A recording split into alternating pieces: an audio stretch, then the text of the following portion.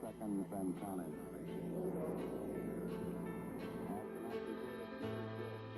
Welcome to episode 2 of the High Altitude Adventures podcast, where we speak about space tourism, space-like and space-related experiences, and any adventures in the air.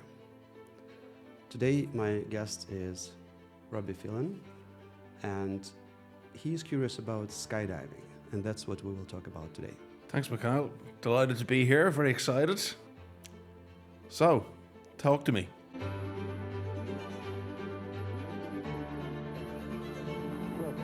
Five, four, three, two, one, zero. All engine running. I've never skydived in my life. A lot of my friends have done it. It scares me a little bit, to be honest, but I'm very excited to learn about it. It's something that's on my bucket list. I've really wanted to do it, but I don't really know much about it. Where can you do it in Ireland? Well, first of all, the fact that it scares you is normal because it is slightly abnormal activity and your brain doesn't want to do that. So being scared is okay. If you want to do it, it's also okay because people like to do abnormal things and try themselves in something new. But you can do it in many places in the world, and you can do it at least in 2 places in Ireland. There are 2 drop zone parachute clubs in Ireland where you can do that. Okay, great. Where are they? Well, one is in County Offaly, right in the middle Right of the in island. the Midlands. And then another one is on the northern side, County Derry. Okay. So the Offaly one would be closer to me, but not as glamorous maybe as doing it in the Bahamas or something, would it be? Or can you do it there? There are places in exotic countries. Actually, Bahamas, I'm not sure, but there are places in Maldives, in Florida, and Seychelles. And actually, I'm on my way to Botswana next week, and we'll jump there. So many exotic places, many places near the ocean, near the seas. And actually, the drop zone in the north, it's closer to the ocean, to the sea, than the County Offaly place. So if you want to have the views, you can go there. Okay, right, yeah. And would you say that the views are something that are spectacular when you're skydiving? For me, it would be more the adrenaline, but I suppose the views maybe would be also something to consider. Well, adrenaline is it's one of the major misconceptions and stereotypes about skydive. Okay. Which is only partially true. Yes, your adrenaline is there a bit, but I would call it more as exciting activity. And the view, to be honest with you, on your first jump, on your second jump, you may not remember much. If you do, definitely the views will be spectacular. And actually, County Offaly, I would say, is also nice from above. Okay. You know, a lot of green, a lot of trees, a lot of forest, some bogs there, and it's really interesting to have a look down.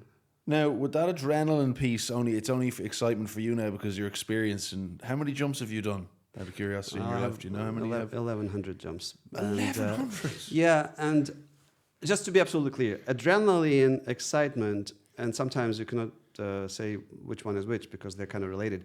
It is always there. On the first jump, on the 10th jump, on the 100th jump, on the 1,000th jumps, and some people in the sport made 30,000, 40,000 jumps. I'm sure there is some adrenaline there. Okay. And, but at the first jumps, let's say, yes, it's definitely adrenaline. You'll have a boost of adrenaline, something new. You've never done this before. You'll probably get more adrenaline before the jump than during the jump because you'll keep thinking about it, and it will a lot of adrenaline just thinking about the skydive. Sure. And then on the jump itself, yes, it will be abnormal, and you will probably see a lot actually from above. Not sure will you remember that or not because the excitement can wash it away. But the first jumps, why people do it for the first time? Definitely for some adrenaline, for excitement. And then many people never do that again. And some people stay and choose it as a hobby or as a profession or as a sport. That's interesting. And so what would I need to do then? I need this in my life. What do I need to do to go about? How do I go about getting on the road? What are the steps? Well, first of all, you need to decide that you really want to do that. I never push people to do that in a good way. Like, okay. I don't want that. I don't want people to do that. Only if a person really, really interested and wants to do that, then yes. And then the rest is simple. You just pick up the phone or write an email and book your jump and go. And as I said, on this island, there are 2 places where you can do that. One is called the Irish Parachute Club. Another is called Skydive Ireland. And you go on the websites and you check the phone numbers, the emails, and book the day. Okay. And then in some cases you prepay full amount, some cases you prepay partial amount, and then you just show up and jump. Well, what are the costs of that? And are they geographically similar, or would it be Mostly all over the world, the prices are more or less in the same kind of frame. Okay. On this island, the prices are €320 for the Okay. jump itself. In the county of the drop zone. Right. Then if you want to have a video or photo of your jump, and I strongly recommend for people to check that option, because if it's once in a lifetime bucket list opportunity, you probably want some footage or pictures. Then you pay extra, because that means that either there should be a separate skydiver jumping with you, taking the video. And actually, this is one of my jobs. I'm a skydiving camera fly, which means I will fly next to this skydiving pair, and I'll take videos and photos. Okay. And the order of magnitude, €100-ish for photos or cameras, and 120, I believe, for both. And the prices in the northern drop zone, about the same, £300, £320 for the basic skydive, and some additional cost for the video. That's very interesting. I never really, thought about how much it would be, but I definitely imagined it'd be more expensive than that. So that's actually, I'm pleasantly surprised with that price. Well, for the one-time jump, that's it. If you want to become a sporty, professional, or regular skydiver, then it's more expensive at first, because you need to learn, and that's a somewhat lengthy process. But yes, for the one-time, that's the price. And it's slightly cheaper in US. In Europe, these are the prices mostly everywhere. And yes, that's how much it costs. Interesting. And so you mentioned, which I thought was interesting, you book in by email, you show up and you jump. But surely there must be some form of training that you have to go through before you jump out, is there? Or am I just tied to somebody and I don't have to worry too much about it? Well, as long as they know what they're doing. Yes, you're tied, you're fixed, you're attached to a tandem instructor. Okay. A professional, real professional, who probably has several thousand jumps already, was properly trained. They even have to go through a medical checks similar to commercial pilots, because they're in practice, in actual reality, a pilot of an aircraft, well, a parachute, carrying a commercial passenger, you, or potentially you. So you're attached with 4 really strong hooks to the skydiving instructor. Really strong. How strong? One of them can hold your weight. Okay, right. So you have 4. And you show up, and the training, it's not like a training, it's familiarization, just basic instructions, because you're not doing much on that jump. You're just there to enjoy the view, to enjoy to get your adrenaline boost for which you came there for. My excitement boost. Excitement boost. And there are 2 or 3 important things which you need to remember during the jump, and they will tell you about them at this 25 minutes familiarization. And then you'll also watch the video while you're waiting. And that's basically it. So in essence, they will tell you what to do with your arms during the jump and with your legs, and what to do with your legs at landing. Because during the landing, you land like an aircraft, and you just need to raise your legs. That's in general it. Okay, so it's relatively straightforward if you're going with your commercial pilot instructor, right? Yes, you're attached to commercial pilot, yes. And what if I did want to go and do it myself? What do I need to do then? Like if I didn't want anybody and I want to pull the cord and go into the next level, so I have to go through a bit of training, do I? Okay, yeah. First of all, there is no cord anymore. Parachutes work slightly different, but but it was not so far in the past when we used the cords. Okay. But yes, in that case, you need to go through a lengthier process, and it involves a ground school training, because you need to learn some theory, and it takes a day. Okay. Just on the ground. You don't go up. You just study the theory. And most of that training day is how to deal with unlikely possible malfunctions, which may happen or may not happen, but you just need to train how to deal with them. And then you do some practice jumps with instructors. And there are two different programs how people learn to skydive. One of them is when two instructors are with you during the whole jump, and they brief you before the jump, they take a video of your jump, and then they debrief you, and you do simple exercises on those jumps until you're free to be released into the air, but the instructors are flying next to you, and again, watching you and then debriefing you after the jump. So you have to follow through 7 initial levels, 7 exams kind of in the air, and then you do some other jumps, and then another training jump, and another set of jumps when you're trained to jump with other people. And then if you pass all these tests, you get your first license. Now you can jump alone by yourself and then train further. So the cost of that program, again, in Europe and US, it's about the same price. Overall, you probably should allocate about 2,000, 2,500 euro for the whole program. Because it's extensive, you use all the equipment, and you use the time of instructors during the first jump. So this is kind of the initial cost which you have to cover to get through. And then once you get your license, the cost of each jump is much less. Basically, you pay for a ticket to go up into the skies, and that's about 30 euro. 25 euro, depends upon the drop zone. If you don't have a parachute of your own, you rent a parachute, and this may be 16, 17, 18 euro per jump. So that's about 50 euro per jump, and then you progress. You learn more, you go through some additional training if you want to be really good, and then you pick your poison, you pick your discipline, you pick something in skydiving which you want to do. It can be professional, it can be camera, it can be sporty, it can be records. There are so many disciplines now. Okay. Very interesting, I must say now. And what happens then in the event, or actually a question really excites me that I'd like to know is, how can you go from different heights?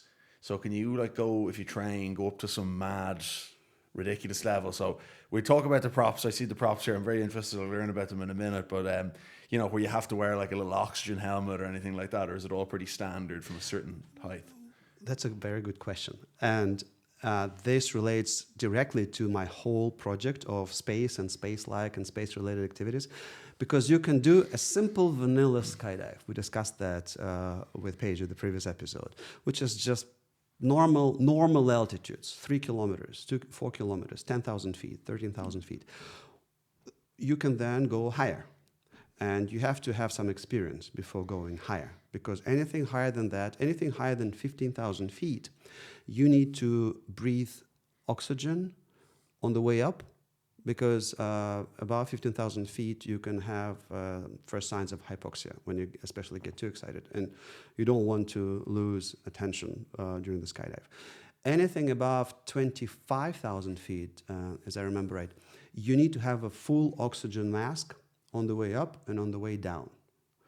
And yes, you can jump from 5,000 feet, 6,000 feet, 7,000 feet, 10,000 feet. These are kind of normal, simple skydives. The highest you can go as a commercial paying customer in a tandem jump attached to an instructor.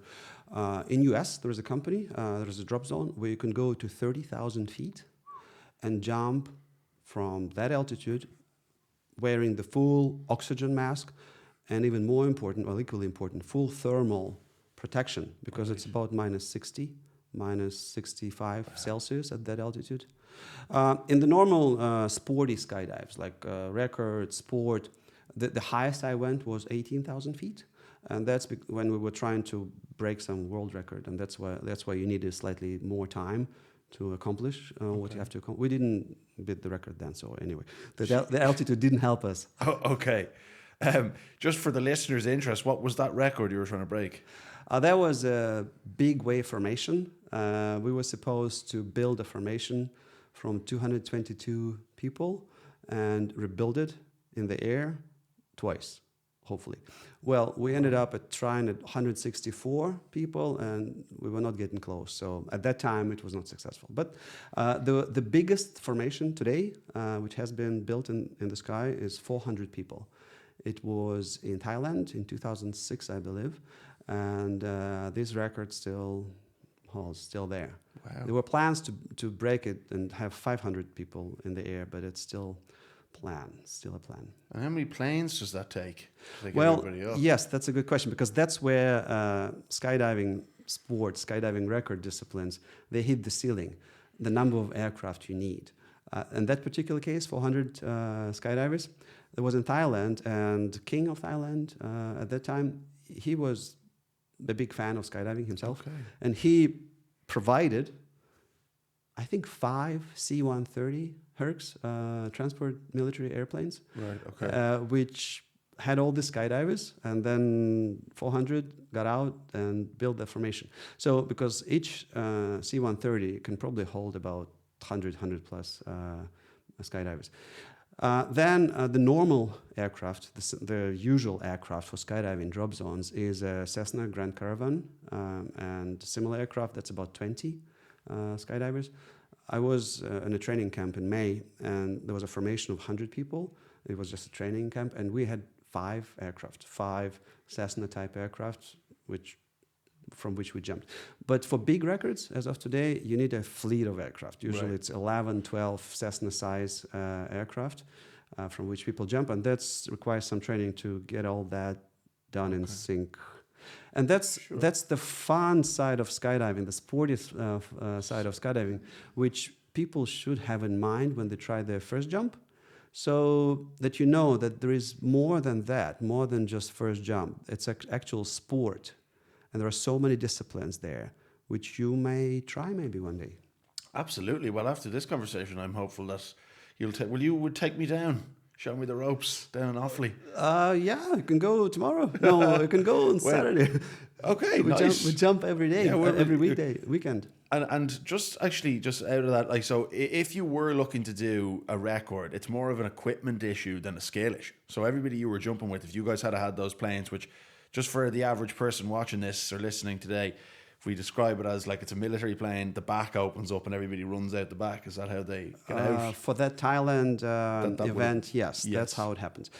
For the current, because not every drop zone, not a single drop zone can afford to have C-130s as their skydiving airplane. Okay. This happened only once in the history of skydiving when so many C-130s were available. Yeah. But in the normal drop zones, skydiving clubs, for the events like this, for the big records, they usually use a fleet of aircraft. Some drop zones own a fleet of aircraft. Skydive Paris in California, they have, I think, 11 or 12 aircraft. And they're usually not of exactly the same type. For example, there may be a Skyvan, which actually was built in Belfast, a small aircraft, 20 people, but that's a ramp door, so a door in the back, which opens and yes, you run out. Normal, simple Cessna aircraft, they have a door in the back and in the side, on the left side of an aircraft, so you jump sideways. Okay. So no matter which aircraft you use, all these people either run and jump Running at the door. or run sideways, Yeah. and some of them maybe are hanging outside in anticipation of the jump, and then somehow Hanging off the side of the well, door. these people That'd be neat. miraculously Yeah. get together in a big formation, and that's what you learn to do when you train as a skydiver. You learn to fly, and I want to emphasize that skydiving is not about just falling through the air. Skydiving is about flying. Wow. You are actually three-dimensionally flying. You can go forward and back and up and down and sideways in relation to other skydivers. Suppose, like, if you mentioned that there, I have heard, now this could be, you can clarify if this is true or not, if I was inexperienced, I could maybe get into a spin or something could go wrong because I'm not controlled in my movements to make sure that I'm kind of going through the jump correctly. Does that happen regularly, or like what are the dangers involved then around skydiving? Like what's the biggest risks? All right, spins and related stuff. When you are trained, so we're past the tandem skydives. None of that will happen in your tandem skydive. Okay. When you, tandem instructor will make sure that you're absolutely safe and none of that happens. But if you're all alone... Sorry to cut across you, but just I suppose in relation to that, just for everybody listening then, from start to finish in relation to safety then, like the tandem piece is pretty safe. I mean, you're with trained people, there's not really much that can go wrong, or is there any risks in that side of the jump? It's a discipline which is very mature by now. skydiving, parachute activity started at the beginning of the last century. Okay. And middle of last century, that's when the civilian skydiving started. And actually, Irish Parachute Club in County Offaly is the oldest commercial drop zone in the world. Wow. This is where it kind of started, I would say. So which That's an amazing means start. 50 plus years, Yeah. the commercial skydiving was developing, and it developed into a mature and safe activity. But it's still a sport, and sometimes injuries happen in the sport. Sure. Your tandem instructor is a professional skydiver with thousands of jumps, using mature and sophisticated to a point equipment, which has been designed, redesigned, improved through many years, just to remove any possibility of unsafe jump. So it is pretty safe, very safe. But if anything happens, because it's a sport and things can go wrong, then the instructor is trained to get out of that situation. And remember, you have two parachutes. Any sport parachute, any tandem parachute has two parachutes. Okay. One main parachute and then a reserve parachute. If something goes wrong, you just disconnect the main and open the reserve. Okay. Well, and what would be the most common types of, risks? Is it more so landing and somebody hurts their leg, or is it malfunctions of the equipment? This may have in the sporty, in the recreational skydive, when you become a skydiver yourself. There is the statistics in US. They keep a lot of data, and it's mostly your own fault when you do something wrong. And yes, at landing, sometimes you just go too fast and you don't do it right. These are the most common causes. So pilot errors in a way, because you're a pilot. Sure. But when you mentioned in the first question, like when you spin, what happens? When you train to be a skydiver, this is the task for your instructor, to teach you to avoid getting into those situations. And at first, during the first jumps, when there are two instructors with you and we're holding you tight, and then we try to see if you're stable in the flight, if you're stable in the free fall, and we teach you in advance how to be stable, and then we release you and we see if you learned all your lessons properly. If not, we'll grab you again. We will actually open your parachute for you if something goes wrong, and then we'll debrief you again, and then you'll train and train and train until you're safe to be released into the air all by yourself. We will not release you, we will not give you a license unless you are safe. You can also train, polish your skills on the ground. There are wind tunnels where you can practice free fall and get better until you're very stable, and then you will not get into the spins. Well, if you get into a spin, there are ways to prevent that or counter that. And even if like the worst thing happens and you're still in the spin and you open the parachute and the lines are twisted, there are ways to untwist them. And again, you're taught how to handle that during the ground school and training. And if something goes wrong completely with the first parachute, with the main parachute, as I said, disconnect the main, open the reserve, and you're trained how to do that. Right. Yeah. Okay. So that's very interesting. And look, it's coming across to me as it's a bit like anything. I mean, I don't know what the percentage stats are of car accidents, but I'm sure that 99% of them are caused by the pilot driving them. So it's a bit like if you're not careful and you're not properly trained, then things might go wrong, but generally it's pretty safe. It is pretty safe. Yes. So that's cool. Talk to me then a little bit. I see you brought some props here. I appreciate now some people are only going to be listening to the audio here. So we have a helmet with some cameras. Looks very cool.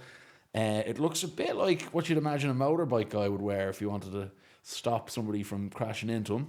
Yeah, that's my work helmet. I have several helmets. Okay. I have helmet for skydiving, I have helmet for work skydiving, and I have helmet for a wind tunnel. But this is my helmet, which I use when I make videos and photos of tandem pairs or sport skydives. And I have two GoPro cameras attached to the helmet, one on top and one on the chin area. And usually when I do, in the past, people used many proper Canon cameras, like big cameras on top. But now GoPros became better and better and better, and many people are switching to the GoPro. So I use one GoPro in a high resolution mode, which will be my backup video, or I can do screenshots for photos. And the one on my chin is a normal resolution GoPro mode for the regular videos. And the job of a camera flyer is to be a very good flyer, so that you can pick an angle, pick a direction to the target, and be there. without even thinking. You should Okay. be able to fly around, pick a location, fly around another location, fly around the group or the skydiver or the tandem pair and take a picture from top. And then during that time of the jump, and for a tandem skydive, it may be 30, 40 seconds, you have to be here, there, and take the best shots you can. Oh, right. Okay, so you've got to travel across and everything like that. And Well, you don't travel across over the Right. people. Well, this is Well, one of the rules. around. You have to travel around them. around, But right. yes, sometimes you just stay there and wait for the passenger to smile. Okay, And yeah. usually before the jump, I make sure I tell the person that don't forget to smile when you Right, see yeah. me. Don't forget to smile. So it goes from to a smile. They always smile, by the way. Oh, do they? Okay, Yes, great. they Well, always do. That's good to know. And then, so you mentioned this is your work helmet. So do skydivers wear helmets now, or I don't picture them wearing helmets? Is that a requirement now? Is that everybody wears helmets? It's a recommendation. Skydiving is a self-regulated sport, and there are skydiving association federations which write the rules to which we have to adhere.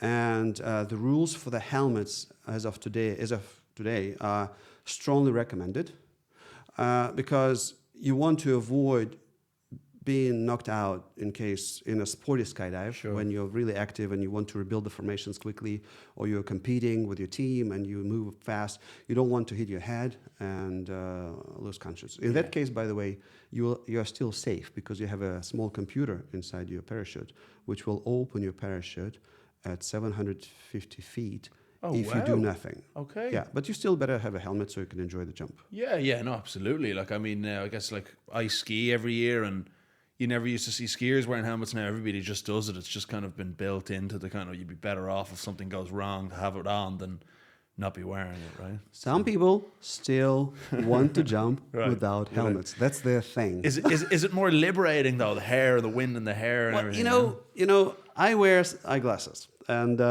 in my life, I really wanted to start jumping in a helmet. Because jumping, at first you jump with a so-called open face helmet when you don't have a visor. You don't have this kind of motorbike type helmet. This is required so that instructors can see your eyes, so that they can see that you react properly, and so that you can see around you better. The field of view is wider, and you have to do that at the beginning of your skydiving career. Eventually become more professional, and then you can limit it, and then enjoy the full face helmet. So for me, it just was an important thing to have, because with an open face helmet or without a helmet, it's too much wind, it's too much noise. It's pretty windy out there when you jump. It's 140 miles an hour. Imagine sticking out of your head out of your window at 140. Oh, bicycle, motorbike. It's kind of noisy, and it's annoying. Yes. Okay, that makes sense. So that's when skydiving helmets, like motorbike-looking helmets, they're really helpful. Okay, cool. And we have a parachute here with us, something I've never seen, and I'm very interested to see it. It doesn't look dissimilar to the backpack I carried my laptop in here today with, which is cool. So obviously it's been upgraded. I mean, I'm sure the original parachutes were a bit more bulky, but this looks pretty nifty. Yes. First of all, parachutes, as I mentioned, through this long history, while they were maturing, they went through stages. Okay. And starting with Leonardo da Vinci, a long time ago, who first drew the first picture of a parachute. He didn't jump himself. He just thought about it. That was the initial design. Then whenever the balloons, hot air balloons in France started flying up in 1700 plus years, then they came up with the idea of using parachute as a just way to get back to Earth. And they threw a poor dog in a parachute first, and the dog landed all right. And this was just a so-called round parachute, just a big round thing which slows you down. And that was the design which was then used during the beginning of the parachute age, which was First World War, when some pilots in some countries during that conflict started using parachutes as a backup so that they can save themselves if something goes wrong. And since then, it went through stages. At first, it was a big, bulky parachute, and size-wise, say 800 square feet. Big, bulky thing. That's, by the way, how I started skydiving myself. I used the big, bulky round parachutes. And then you had the big reserve in front of you. Okay. And then things were improving, and then people came up with the idea that parachutes can be a different style. And the parachutes which we use now, They're not like a big round things which slow you down. They're a big, slightly smaller, squarish thing which look like a wing of an airplane. Okay. They inflate and they take the aerodynamic shape of a wing, and they carry you through the air using this lift. And that's why they became smaller. Are they similar to a paragliding parachute? They're then? basically, they're similar design. Okay. Slightly different layout, but similar design. But they became smaller, for comparison, 800, 700 square feet versus 140 square feet. Oh, wow. Well, this is a sporty parachute. When you do a tandem jump, your tandem instructor parachute will be 340 square feet. Okay. When you start learning to skydive, 260, 240. But since they became smaller, now you were able to move your backup parachute back into your main backpack, into the same backpack, into the same container. And that's how you have two parachutes in the small container now. At the bottom, you have your main parachute. At the top of your backpack, at the top of your container, you have reserve parachutes. And they both are here. Wow. And they're both in the same compartment? Well, they have separate compartments. Okay. They each sit in a small bag. And the way you mentioned the string, the cord. I was pull the just cord, getting pull, to pull that, the cord, yeah. So now cord's gone. it's slightly different because, again, mature sport goes through different designs and picks the designs which are safer, more reliable, easier to use. And there were a lot of different designs. So as of today, the design of today, which probably may change in the future anyway, is that at the very bottom of your parachute, of your backpack, there is a small handle, and when you pull this handle out, you pull out a small, teeny tiny parachute, actually, which means there are 4 parachutes here, but 2 of them are teeny, small, teeny tiny parachutes. And you throw this parachute into the air, it catches air, and then it pulls a rope, a string called bridle, which then pulls the pin, which then opens the compartment, and a bag with the main parachute is pulled out, it catches air, and it deploys. It opens up. So that's how you open your parachute. No cords yet, but there is a cord later. Okay. There is, in case of a malfunction, Right. hypothetical, highly unprobable, Okay, yeah. almost never happens, malfunction. Then there is a way to deal with that. First, Okay. you use a so-called cutaway pad. It's a handle which is needed to release your main parachute. It's on your right side of your shoulder strap of your backpack. Yeah. You cut away your first parachute, Okay. and then you use the cord. That's the cord. Use the reserve cord to open your reserve parachute, because it opens a little bit differently, because it's an emergency situation. Things have to happen quickly. And there is another small parachute, spring-loaded small parachute. When you pull your cord, it jumps out in the air very quickly, because it's a spring-loaded now. Things have to go really fast now. And then again, it pulls out your reserve parachute from the top of your container. And then you just fly home. You land, you have your cup of tea, and that's it. You get home. Okay, very nice. And like, how do you cut it away? Do you have a little knife in your side pocket? Or? No, again, it went through stages. It went through several designs. You have to cut it away fast and clean.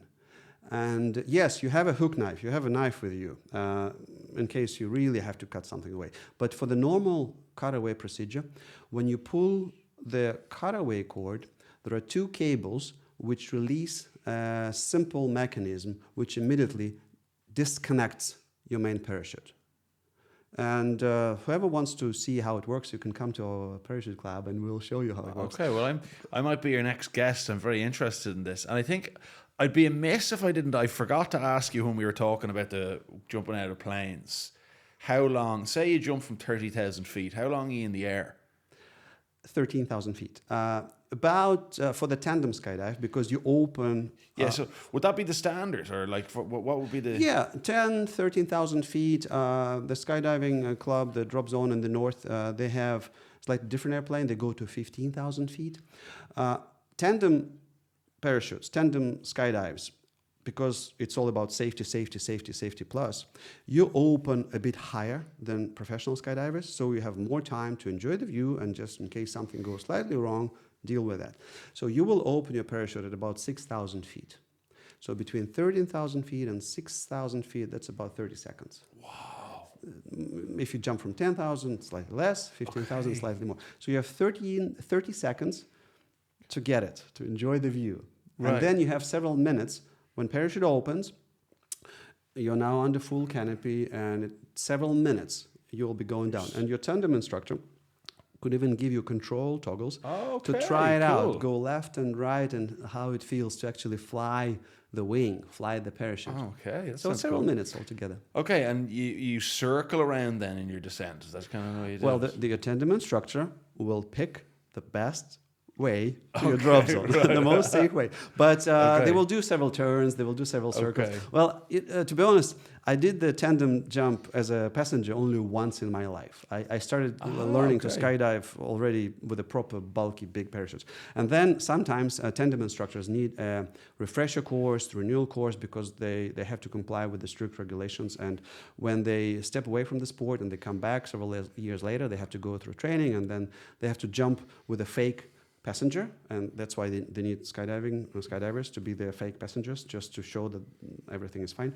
And I remember it was pretty wild, I would say. It was really exciting because, well, he knew that I was a professional skydiver. That's why probably he went a bit into a more exciting area. Right. But he was doing turns and spirals, and it was very exciting. Okay. You could feel the force, you can feel the G-force, you can feel the speed, you can feel the air. And this is one of the reasons I include skydiving in my menu of adventures, because it's different. It trains you to enjoy the view. You'll see Earth in its splendor. It's beautiful from above, even in County Offaly. Even in Offaly. Yes. Okay, we heard it here first. And it also gives a glimpse of space travel in a way that it's stressful at first, beforehand especially, and you learn to overcome your fears, and you learn to behave in the stressful environment. And that's why it's enjoyable, especially afterwards. Usually, people are stressed before because your brain is concerned. Your brain doesn't know what's going on. You are stressed on the day. You are slightly stressed on the way up. You are slightly more stressed when the door opens. But the moment you're out, your brain gives up. Your brain says, "Oh, I was trying to stop him or her. I give up," and then your fear is gone. Usually, the fear is gone, and you see the earth from above, and almost everyone enjoys the drop. And I can attest to that, because every time, as I told you, I show up in front of the passenger, they're already smiling. They're already smiling in the free fall. Okay. Well, I'm going to be your first passenger that wasn't smiling. No, I'm really joking. I will definitely smile. It sounds, you've put me really at ease throughout this conversation. It's great. I really didn't know much about skydiving at all, other than that I wanted to do it. And I feel like this is definitely something I'm going to do very soon now, after your insights. So thank you very much. You're welcome. Thank you for joining us today. Today we talked about skydiving and wind tunnels as part of the space-like and space-related activities. You will find this episode at several platforms and on our channel at YouTube.